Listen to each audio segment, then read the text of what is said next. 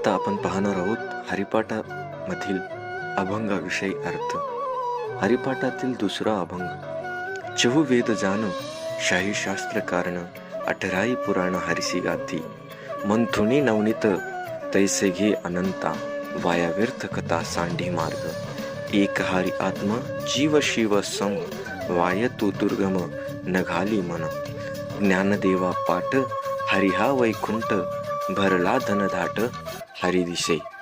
श्री संत ज्ञानेश्वर महाराज या अभंगातून आपल्याला सांगतात, 4 वेद, 6 शास्त्र व 18 पुराण ही हरीची कथा वर्णन करतात. ज्याप्रमाणे दही घुसळून त्यातील सारभूत लोणी काढून घेतात व असा ताकाचा त्याग करतात, त्याप्रमाणे 4 वेद, 6 शास्त्र व 18 पुराण यामध्ये सारभूत असणार हरीचे तू विचार ग्रहण कर आणि त्यातील ताकाप्रमाणे असणाऱ्या वांझट कथांचा मार्ग टाकून दे.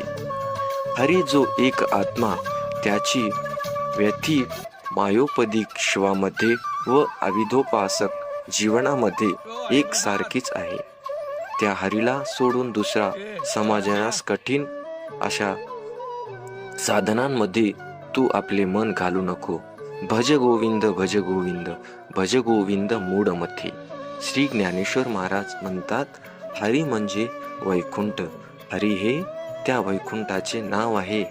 त्याचेच मी निरंतर भजन करतो आणि तो मला पाण्यात भरलेल्या मेघाच्या दाट फळीप्रमाणे जिकडे तिकडे दिसतो. म्हणून तू हरीचंच नाव भज. म्हणून भज गोविंद भज गोविंद भज गोविंद मूढमते. या अभंगातून महाराज म्हणतात, मी फक्त हरीचे भजन गातो.